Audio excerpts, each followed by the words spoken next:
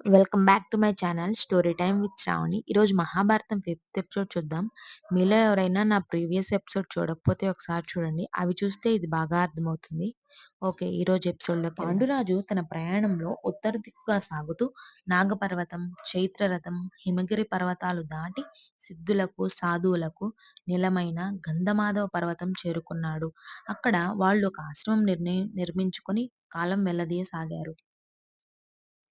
ఆ రోజులలో కొందరు దివ్య పురుషులు బ్రహ్మలోకానికి వెళ్తూ ఉంటే పాండురాజు తన భార్యతో సహా వారితో బ్రహ్మలోకానికి వస్తానని అడగగా, సంతానం లేని నీవు సృష్టి కార్యాన్ని పూర్తి చేయలేనందుకు సృష్టికర్తను దర్శించడానికి అనర్హుడువు అని అన్నారు. అయితే సంతానం లేదని బాధపడొద్దు, భయపడొద్దు. పాండురాజు జాతకంలో సంతాన యోగం ఉందని, అది ఎలా సాధ్యమవుతుందో అన్వేషించమని సలహా ఇచ్చి మరి ఆ ఋషులు బ్రహ్మలోకానికి బయలుదేరారు. అదే సమయంలో హస్తినాపురంలో గాంధారీదేవి గర్భం దాల్చిందనే విషయం తెలిసింది. ఆ సంఘటనతో తీవ్రంగా కుమిలిపోయిన పాండురాజు సంతానం కోసం పరితపించాడు. తన భార్యల దగ్గరకు వెళ్లి అత్యవసర పరిస్థితుల్లో దేవర న్యాయం ద్వారా పిల్లల్ని కనడం తప్పేమీ కాదని, పైగా తన అనుమతితో జరుగుతుంది కాబట్టి అది అధర్మమే కాదని కుంతికి, మాద్రికి నచ్చజెప్పబోయాడు. పాండురాజు మాటలకి మాద్రి, కుంతి ఎంతో చింతించారు. స్వామి, మీరు తప్ప కలలోనైనా పరపురుషుని తలవని మేము ఆ పనిని చేయలేము అని చెప్పారు. ఒకరోజు కుంతీదేవి నదీ తీరాన కూర్చొని తన జీవితంలో జరిగిన ఒక సంఘటన గుర్తు చేసుకుని చాలా బాధపడుతూ ఉంది. అది చూసిన పాండురాజు ఏమైంది కుంతి అని అడగగా, పాండురాజు కోరిక మేరకు తనకు సంతానం కలిగే యోగం ఉందని తెలిపింది. ఒకనాడు దూర్వాసుడు అనే మహామునికి తాను చేసిన సపర్యాలకు ప్రతిఫలంగా ఒక మహత్తరమైన మంత్రాన్ని ఉపదేశించాడని, ఆ మంత్రాన్ని ఉపసిస్తే ఇష్టదైవంతో సంతానాన్ని పొందవచ్చని చెప్పింది. కానీ సూర్యునికి తనకి జరిగిన సంఘటన గురించి చెప్పలేదు. ఆ విషయాన్ని రహస్యంగానే దాచిపెట్టింది. భౌతికమైన సంగమం లేకుండానే ఆ మంత్ర ప్రభావంతో సాక్షాత్తు దేవతల అంశలతో పుత్రుల్ని కనే అవకాశం ఉందని తెలుసుకున్న పాండురాజు అమితానందానికి గురయ్యాడు. అలాగే తనకు పుట్టే కొడుకే పెద్ద కొడుకై రాజవుతాడి అనుకున్నాడు. అలాగే వెంటనే మంత్ర ఉపాసనానికి సిద్ధం కమ్మని కుంతికి చెప్పాడు. రాజుకు ఉండాల్సిన యొక్క మొదటి గుణం ధర్మం తప్పకుండా ఉండటం. సత్యాన్ని విడని వాడై ఎల్లప్పుడూ ధర్మ మార్గాన్నే అనుసరించే వాడై ఉండాలి. కనుక ధర్మదేవుణ్ణి ఆరాధించు అని పాండురాజు చెప్పాడు. సరేనని కుంతి దుర్వాస మహర్షి ఇచ్చిన మంత్రాన్ని జపించి ధర్మదేవుణ్ణి తలుచుకుంది. వెంటనే ధర్మదేవుడు ప్రత్యక్షమై కుంతికి తన అంశతో ఒక దివ్యపుత్రుని ప్రసాదించాడు. నీ బిడ్డ ధర్మానికి తలమానిక అవుతాడు. ప్రాణమైనా విడుస్తాడు కానీ ధర్మాన్ని మాత్రం వీడవడు. మహాపురుషుడవుతాడు. వీనికి ధర్మరాజు అనే నామకరణం చేయండి అని అన్నాడు. ఆ బిడ్డ పుట్టగానే దేవతలు పూలవర్షం కురిపించారు. ప్రకృతి పరవశించింది. సాక్షాత్తు ధర్మదేవతే కాలు మోపుతున్నట్లుగా భూమాత సంతోషించింది. పాండురాజు మహా ఆనందభరితుడై ఆ బిడ్డకు ధర్మదేవుడు చెప్పినట్లుగా ధర్మరాజు అనే నామకరణం చేశాడు. ఈ వార్త హస్తినాపురానికి చేరింది. అప్పటికే గర్భంతో ఉన్న గాంధారి తనకంటే ముందు కుంతి ఒక పుత్రుణ్ణి కన్నదన్న విషయం ఆమె జీర్ణించుకోలేకపోయింది. ఆ బాధను, ఉద్రేకాన్ని తన గర్భంపై చూపెట్టింది. ఆమె తన గర్భం పైన కోపంగా కొట్టుకుంది. ఆ బలప్రయోగానికి ఆమెకు గర్భస్రావమై కడుపులో నుండి ఒక మాంసపు ముద్దలాంటి ఉక్కు బయటపడింది. ఆ మరుక్షణమే వ్యాస భగవానుడు అక్కడికి వచ్చి, అమ్మా గాంధారి, ఎంత పని చేశావు తల్లి? ఎవరు నీకింతటి కోపాన్ని కలిగించింది?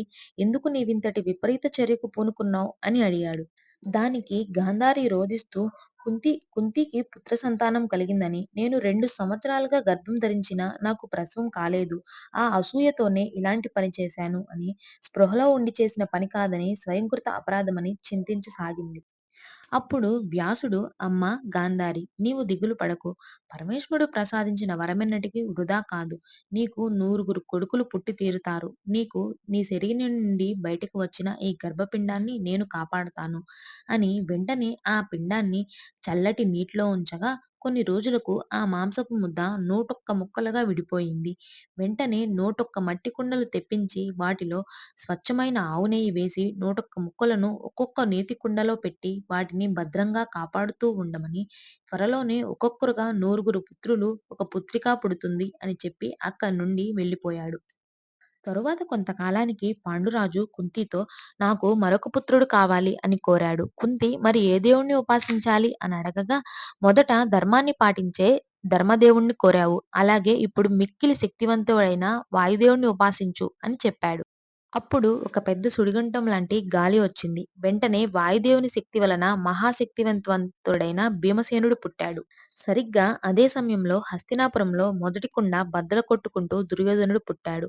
అతడు పుట్టగానే మేఘాల నుండి రక్తపు చినుకులు పడ్డాయి. ఆకాశం ఉరుములు మెరుపులతో భయపెట్టసాగింది. ఎక్కడ చూసినా ప్రకృతి విలయతాండవమే, దుశ్శకునములమే గోచరించాయి. ధృతరాష్ట్రుడు రాజమందిరానికి వచ్చి ఇలా ప్రకటించాడు. నా తమ్ముడు పాండురాజుకు పుట్టిన ధర్మరాజు జ్యేష్ఠ సంతానం కనుక జన్మతః కురు సింహాసనముకు అర్హుడు సంపాదించుకున్నాడు. కానీ ఇప్పుడు నా కొడుకు కూడా పెద్దవాడు కాబట్టి వీనికి కూడా కురు సింహాసనంపై అర్హత ఉంది. అందుకు మీరందరూ అవకాశం కల్పించాలి అని అందరినీ కోరాడు. అయితే భీముడు, దుర్యోధనుడు జన్మించిన జాతక క్షణంలో వీరే కాక మరో ముగ్గురు వీరులు కూడా జన్మించారు. వాళ్ళందరి జాతకాలు ఒకరితో ఒకరికి ముడిపడి ఉన్నాయి. అదేంటో మనం ముందు ముందు తెలుసుకుంటాం.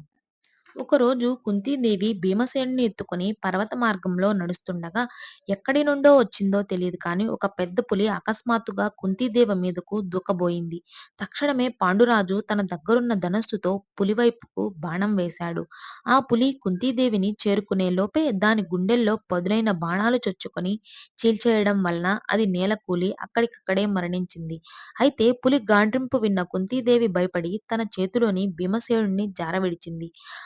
తనకేమీ కాకపోయినా ఆశ్చర్యంగా అతను పడి పడిన రాయి ముక్కలు ముక్కలైపోయింది. పాండురాజు ముందుగా ఆశ్చర్యపోయాడు. తర్వాత తన కొడుకు బలానికి పొంగిపోయాడు. ఇక కుంతి నోటి వెంట మాట రాలేదు. అలా రోజులు గడుస్తున్నాయి. హస్తినాపురంలో ఒక్కో మట్టి కుండలో నుండి ఒక్కొక్క బిడ్డ జన్మించడం మొదలుపెట్టాడు. ఒకనాడు విదురుడు దుర్యోధని జన్మ సమయంలో జరిగిన దుశ్శకునాల గురించి ఆలోచన రావడంతో అతడి జాతకాన్ని జ్యోతిష్య పండితుల చేత క్షుణ్ణంగా పరిశీలింపజేశాడు. దుర్యోధనుని జాతకం దీర్ఘంగా పరిశీలించిన తరువాత జ్యోతిష్యులు ఒక్కసారిగా ఉలిక్కిపడ్డారు.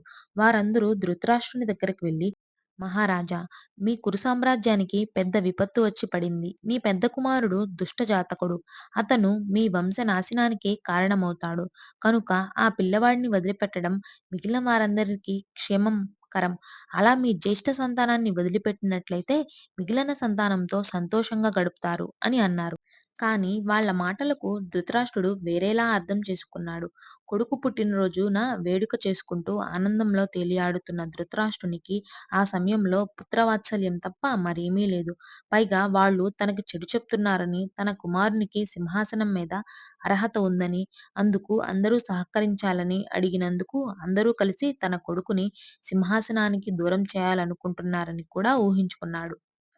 హస్తినాపురంలో ధృతరాష్ట్రునికి నూరుగురు మగబిడ్డలు పుట్టారన్న విషయం తెలుసుకున్న పాండురాజు తాను కూడా ఇంకా బిడ్డల్ని పొందాలనే కోరిక కలిగింది.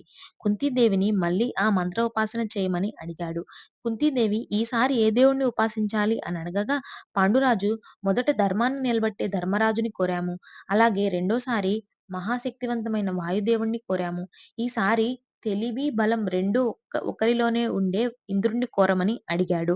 అప్పుడు కుంతీదేవి మరోసారి ఆ మంత్రాన్ని ఉపయోగించి ఇంద్రదేవుణ్ణి పిలిచింది. అతని అంశతో తేజోవంతుడైన మహావీరుని కనడం జరిగింది. ఆ బిడ్డను చూసి వీడు కార్తవీర్యార్జుని కంటే మహావీరుడవుతాడు. కాబట్టి అర్జునుడు అనే నామకరణం చేస్తున్నాను అని చెప్పి ఇంద్రుడు అదృశ్యమైపోయాడు. ఇదంతా చూస్తున్న మాద్రికి మనసులో వేదన మొదలైంది. హస్తినలో నూరుగురు, ఇక్కడ అక్కకి ముగ్గురు పిల్లలు పుట్టారు. కానీ తనకి సంతాన యోగం లేకపోయిందే అని ఆమె బాధపడసాగింది. అది గమనించిన పాండురాజు కుంతీదేవికి ఆ విషయం చెప్పాడు. కుంతి మాద్రిని బాధపడొద్దు అని ఆ మంత్రం ద్వారా సంతానం పొందేందుకు మరొక అవకాశం ఉంది అని చెప్పింది. దాన్ని మాద్రి ఉపయోగించుకోవచ్చని నచ్చచెప్పి ఆ మంత్రాన్ని మాద్రికి ఇచ్చి ఇష్టదేవ ఆరాధన చేసి పుత్రుణ్ణి కోరమన్నది. అప్పుడు మాద్రి ఉన్నది ఒక్కటే అవకాశం. కానీ తాను ఒక పుత్రునితో సరిపెట్టుకోవడం సరికాదని అనుకుని తెలివిగా కవలలైన అశ్వినీ దేవతలను ఆవాహన చేసింది. కవలలైన నకుల సహదేవులకు ఆమె జన్మనిచ్చింది. వారిరువురికి లొంగని ఆయుధం లేదు. వాళ్ళ మాట వినని జంతువు లేదు. రూప సౌందర్యాలలో వాళ్ళని మించిన వాళ్ళు లేరు. ఆ అడవి అంతా వారి సౌందర్య తేజస్సుతో ప్రకాశించసాగింది. అశ్విని దేవతలు ఆ అద్భుతాన్ని చూసి వాళ్ళు అదృశ్యమైపోయారు.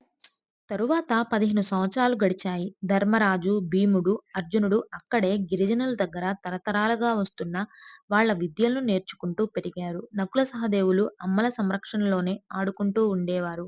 అప్పటి వరకు సంతోషంగా ఉన్న పాండురాజు కుటుంబంలో ఒక విషాదం అలుముకుంది. పాండురాజు తన భార్య వల్లనే మరణిస్తాడు. అది ఎలా ఏంటి తెలుసుకోవాలంటే నెక్స్ట్ ఎపిసోడ్‌లో చెప్తాను. నెక్స్ట్ ఎపిసోడ్‌లో కంటెంట్ వేరే లెవెల్‌లో ఉంటుంది. అలాగే నా వీడియోస్ కనుక మీకు నచ్చినట్లయితే సబ్స్క్రైబ్ చేసుకోవడం మర్చిపోవద్దు. Please like, share and subscribe.